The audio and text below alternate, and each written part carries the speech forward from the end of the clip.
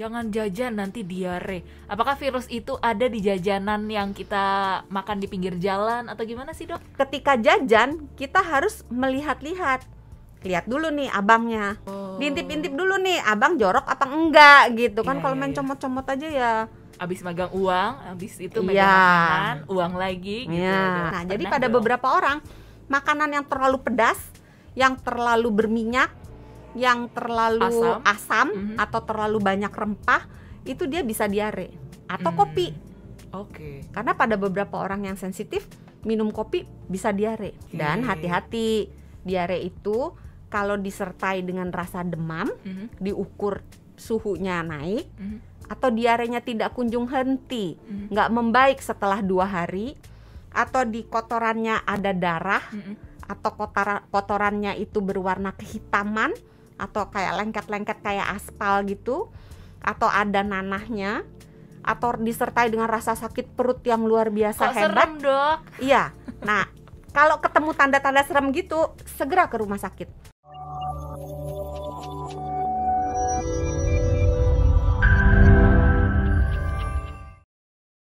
Hai sahabat Sonora, selamat datang di episode terbaru dari Kamu Sehat barengan sama Fidel dan juga Dr. Santi dari Medical Center Kompas Gramedia. Hai Dok.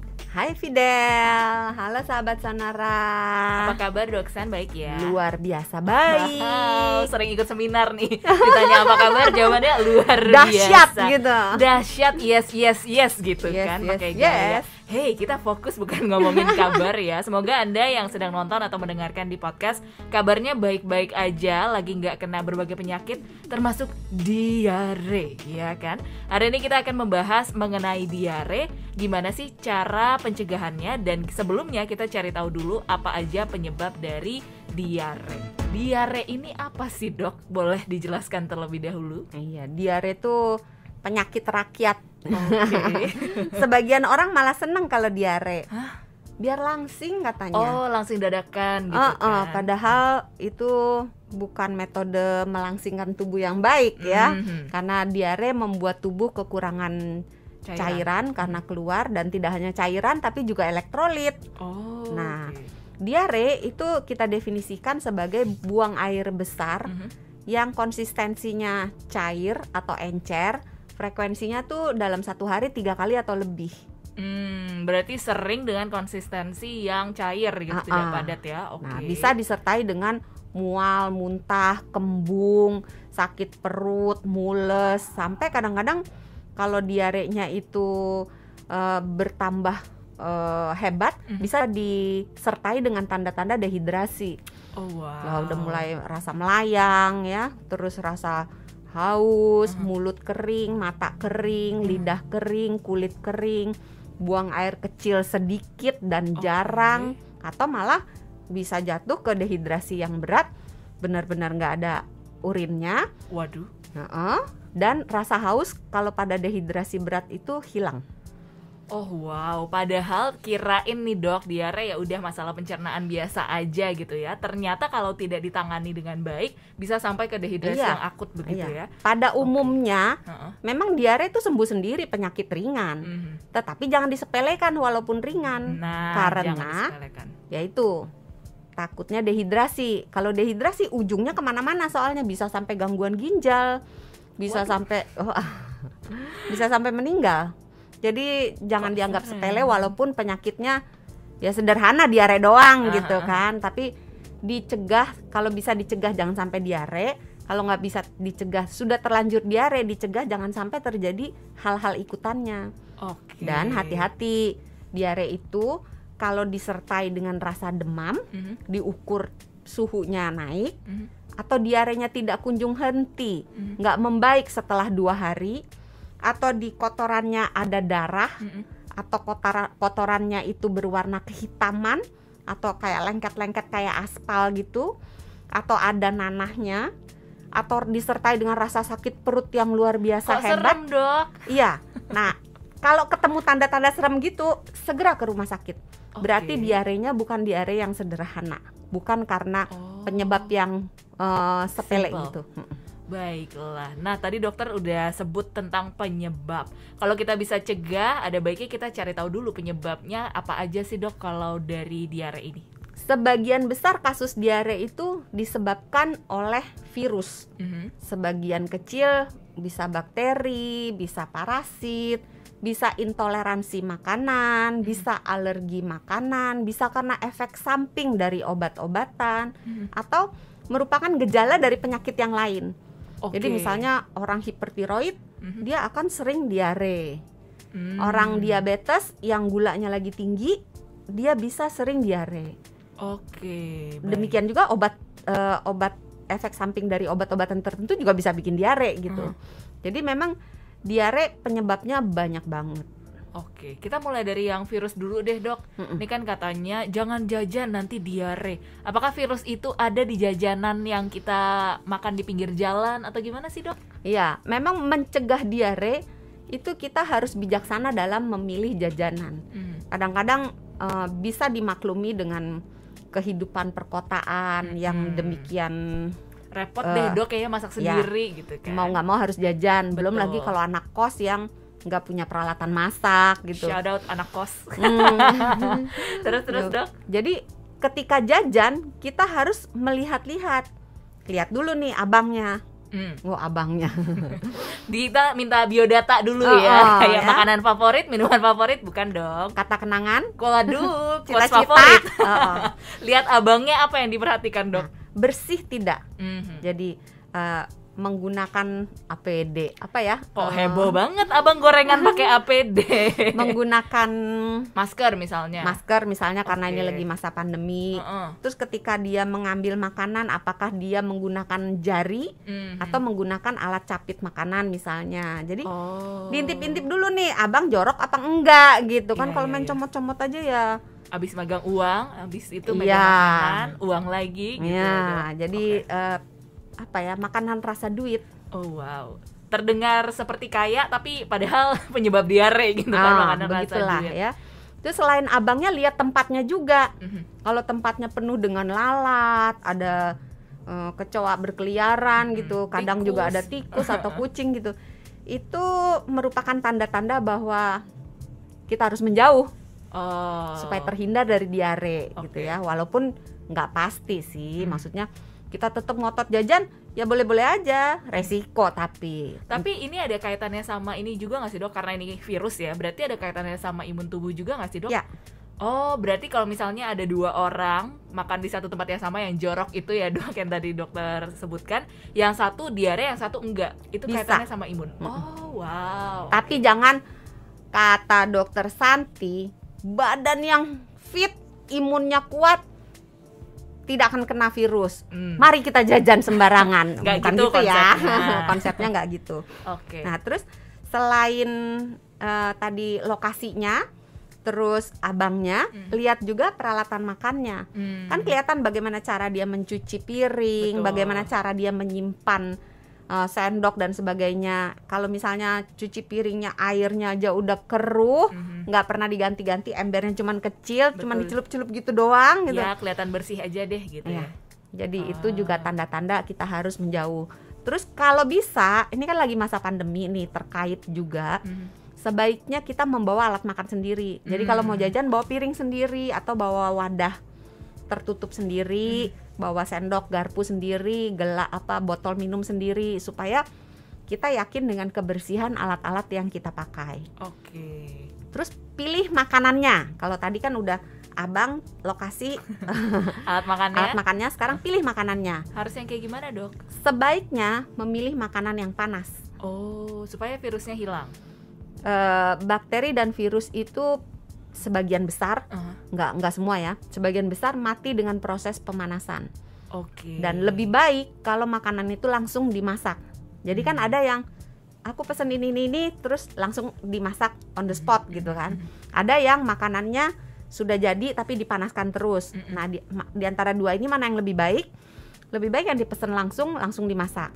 Tapi yang antara makanan yang dipanaskan terus menerus, kayak misalnya mungkin soto, bakso gitu ya, itu lebih baik daripada makanan yang dari pagi sampai sore dingin dan tidak kena panas. Jadi kemungkinan tercemar, kemungkinan basi itu lebih besar pada makanan yang dingin. Oke, berarti itu tips jajan supaya menghindari diare dari Dokter Santi ya, Dok? Iya, jadi pilih yang langsung dimasak, pilih yang panas.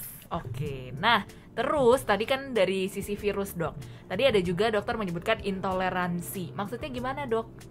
Intoleransi itu badan biasanya nih ya, yang terjadi adalah intoleransi laktosa. Itu artinya di dalam badan kita tidak punya enzim untuk mencerna susu. Oke. Akibatnya susu yang keminum itu dalam tanda kutip kebuang lagi gitu. Nah, dalam proses proses membuangnya itu keluarlah air yang lebih banyak sehingga dia menjadi diare. Oke, berarti itu biasanya banyak kan ya yang abis minum susu terus sakit perut langsung buang air gitu kan ya. Selain susu ada lagi nggak, Dok?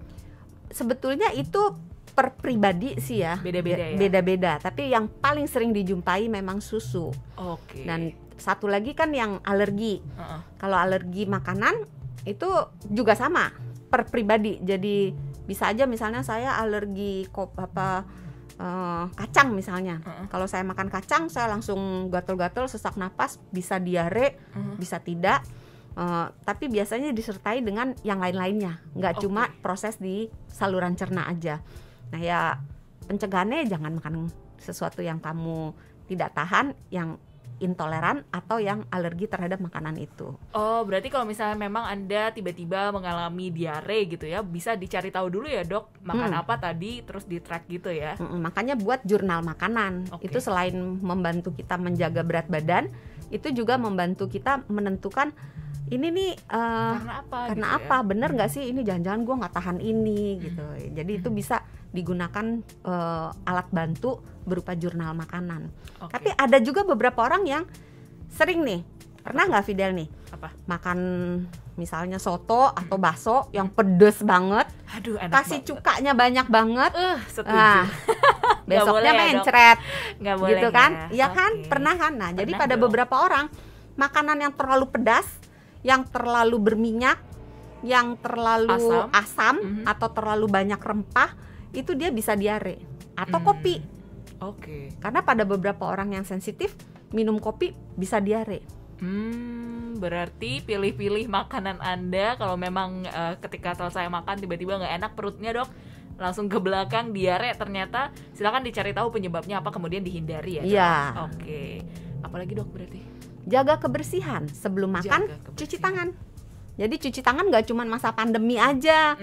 Orang taunya cuci tangan mencegah COVID gitu kan. Ternyata cuci tangan itu mencegah kejadian diare sampai 40%. Wow, dengan cuci tangan hanya 20 dengan detik cuci tangan. ya? Iya, 20 dengan detik. Cara yang benar juga. Dengan air yang mengalir dan sabun.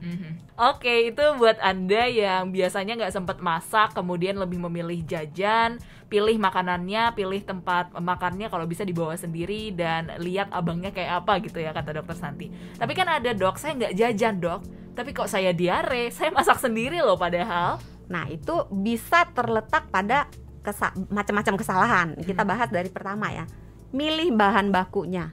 Kadang-kadang kita milih bahan baku murah sih, beli aja fresh. Ternyata udah nggak fresh. Misalnya mungkin ikannya udah istilahnya tiren, mati kemarin. Nggak fresh lah ya. Udah nggak fresh ya. Nah atau ketika proses mencucinya nggak bersih. Oh bisa juga ya, jadi biasakan mencuci bahan makanan dengan air yang mengalir. Jadi jangan kasih baskom, kasih air, terus sayurnya dicelup di situ, direndam, terus dibuang airnya, itu kotorannya nggak kemana-mana, lari-lari di situ aja. Cuman berenang di situ. Jadi gunakan air yang mengalir. Kemudian buah yang kulitnya kayak melon gitu yang kita potong ya, itu kulitnya pun harus dibersihkan. Jadi jangan berpikir lah, kan dibuang kulitnya. Iya, saya kan nggak makan kulitnya juga, Dok. Tapi ketika kita proses memotong, pisau itu kan bisa membawa kotoran yang dari kulit ke dalam. Jadi tetap buah yang dipotong kulitnya dicuci. Kecuali duren kali ya, duren bukan dipotong. Agak soalnya sakit soalnya kalau nyuci duren, Dok. tuh dikupas, ya, dicongkel gitu, ya. Dicongkel. Ketika selesai dicuci kan kita potong. Nah, usahakan memotong itu punya pisau dan talenan yang berbeda antara makanan nabati dengan makanan hewani. Oke. Nah, antara makanan yang sudah matang dengan makanan yang belum matang. Jangan lupa si tukang masak cuci tangan juga. Cuci tangan lagi, penting ya.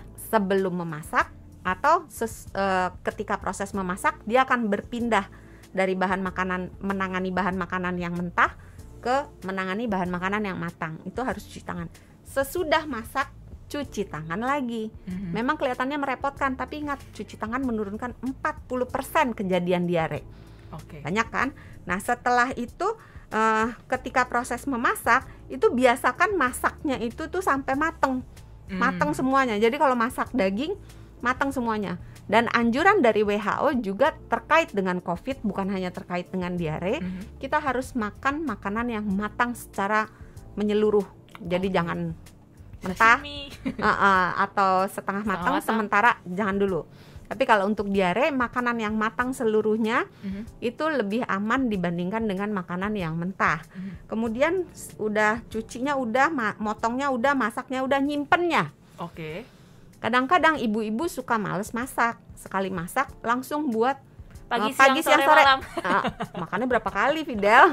4 tuh hitungannya. Terus, Dok? Nah, itu berarti penyimpanannya harus dipikirkan. Jadi misalnya mau masak sepanci yang untuk makan pagi misalnya, disisihkan, kemudian sisanya masukkan ke dalam lemari es, ke dalam kulkas ya.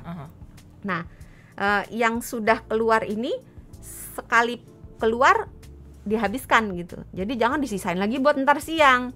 Karena makanan yang dipanaskan terus-menerus selain berpotensi menimbulkan diare, juga merusak zat gizi yang ada di dalamnya dan berpotensi menimbulkan zat-zat yang berbahaya. Jadi misalnya kalau santan nih yang paling gampang, kalau dipanaskan berkali-kali, dia merusak susunan lemak jenuhnya, menjadi lebih berbahaya bagi tubuh kita. Oke, itu ya tips lengkapnya. Jangan lupa ditutup. Apa lagi, Dok? Oh, ditutup juga supaya ya nggak ada lalat lah. Oh, kirain aku gara-gara nanti kenapa-napa, ternyata ya karena supaya digondol menghindari kucing. Lalat.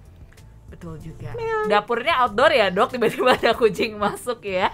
Oke, sahabat Sonora, itu tadi banyak banget tips yang sudah diberikan oleh Dokter Santi buat Anda yang suka jajan, kemudian juga yang masak sendiri, bagaimana caranya untuk menghindari diare. Ingat, walaupun diare terdengar simpel ya, Dok, tapi jangan sampai disepelekan ya. Dokter Santi, terima kasih banyak. Sama-sama, Fidel. Semoga membantu. Jangan lupa sehat itu mudah, sehat itu murah. Terima kasih buat Anda yang sudah nonton episode Kamu Sehat kali ini. Dan jangan lupa untuk subscribe YouTube channel Sonora FM.